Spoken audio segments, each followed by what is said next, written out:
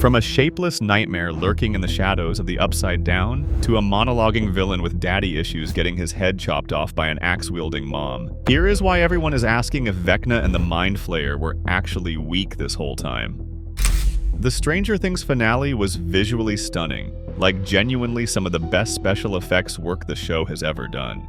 That moment when the pain tree unfurls into the full-sized Mind Flayer and starts chasing the gang through the abyss? Absolutely incredible. Eleven launching herself into the air, tearing a hole through its chest and yanking Vecna down from his hanging perch? Chef's kiss cinematography. But here's the thing that's been nagging at me and clearly nagging at a whole lot of other people too.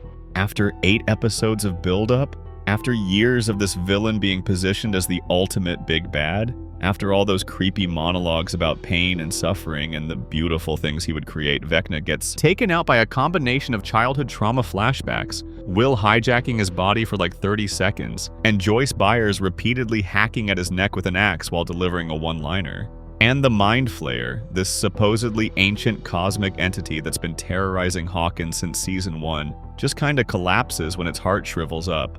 The whole discussion really comes down to what kind of villain you think makes for better horror, and this is where I have to be honest about my own bias here. I never fully connected with Vecna the way I connected with the Mind Flayer in the earlier seasons, and watching how the finale played out kind of clarified why that is for me. The Mind Flayer in seasons 2 and 3 represented something genuinely unknowable. It wasn't human, it didn't explain itself, it didn't need some tragic backstory about being a weird kid who got bullied and then discovered dark powers through a mysterious briefcase in the desert. It just was this massive shadowy thing hovering over the Upside Down, controlling a hive mind of monsters, operating on logic that we could never fully understand. That ambiguity was terrifying because you couldn't predict it, you couldn't reason with it, you couldn't appeal to its humanity because it didn't have any. Vecna, though, once we learned he was Henry Creel, once we got the full picture of his childhood and his resentment toward his family and his philosophical ramblings about how humans are the real monsters, the fear fell into familiarity. His motivations became textbook psychology stuff: alienation, superiority complex, resentment toward a world that didn't understand him. That doesn't make him a bad character necessarily. Jamie Campbell Bower's performance throughout season 5 was genuinely incredible, especially in those scenes where he's forced to relive his worst memory and you can see him shifting between malice and genuine terror. But it makes him a less frightening horror antagonist because mystery got replaced by psychology, and psychology invites analysis instead of dread, and this is where the finale kind of proves the point. The entire strategy for taking down Vecna relies on psychological warfare. Eleven, Kali, and Max infiltrate his mindscape. They exploit his memories. They force him to confront his own trauma. Will literally takes control of his body by accessing the hive mind connection that Vecna himself created. The solution to Vecna is understanding him, which means he was always understandable, which means he was always limited in a way. Now I know what some people are going to say here. They'll argue that the kids were just more prepared this time. They had a plan. They had multiple people attacking on multiple fronts. Elle was stronger than ever, Will discovered his sorcerer powers, they had the whole squad coordinated across different dimensions. And yeah, that's true. The Operation Beanstalk plan was genuinely clever, using the radio tower to get Elle close enough to the abyss, having her enter Vecna's mind through the sensory deprivation tank, coordinating the physical assault on the Mind Flayer, while the psychic battle happened simultaneously. There's something satisfying about watching a ragtag group of kids who started out playing D&D in a basement actually execute a strategy like a real adventuring party taking down the final boss. But here's the thing that bugs me. Vecna has been laying this plot since the very beginning. Like literally since 1909 when he first made contact with the Mind Flayer through that briefcase in the desert. He's had decades to prepare. He spent years manipulating Will as his spy. He built an entire pocket dimension to trap children's consciousnesses. He created the wall around the abyss specifically to hide from Eleven's void searching. He kidnapped a dozen kids to use as vessels for merging dimensions. And his ultimate undoing is that he can't handle being reminded of the time he murdered a scientist as a child. His weakness is his own memories. The finale shows us this. Holly and Max discover that Vecna is terrified of the Rachel Caves because that's where his most traumatic memory lives. The memory of him opening that briefcase, seeing the Mind Flayer particles for the first time, hearing that whispered, "Find me," and then beating a man's head in with a rock. When the kids force him to relive that memory, he basically short circuits. Will takes over his body, and then it's just a matter of Eleven finishing the job while he's weakened.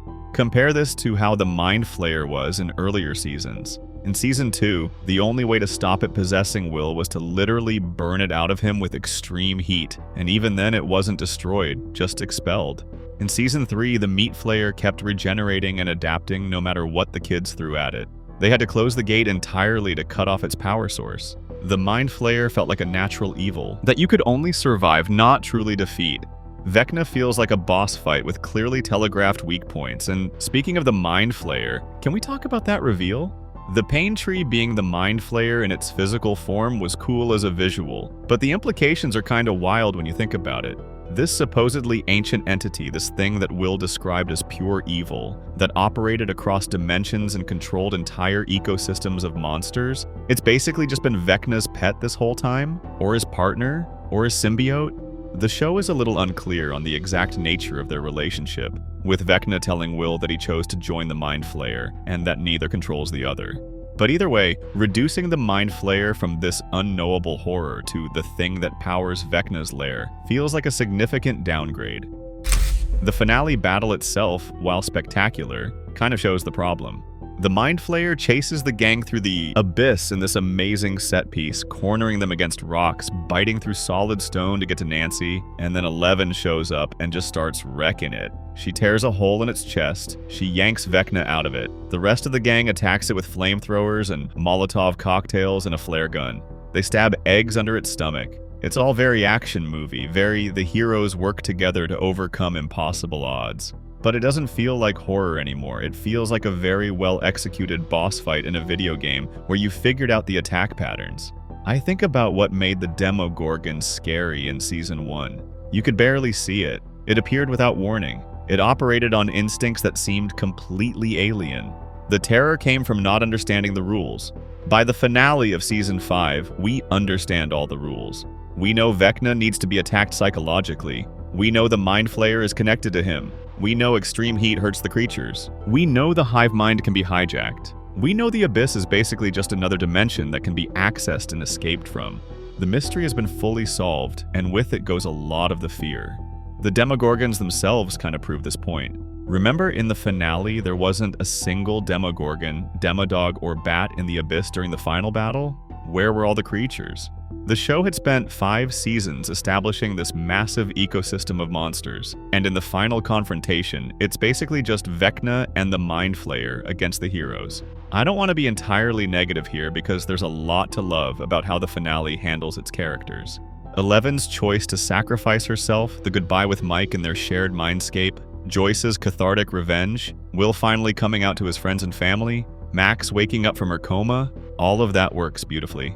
The 18-month time jump epilogue gives everyone meaningful closure. Dustin's valedictorian speech about how trauma shaped them without breaking them is genuinely moving. The final D&D game paralleling their real adventures is perfect with how the series began. It's just not a particularly scary conclusion to a horror series.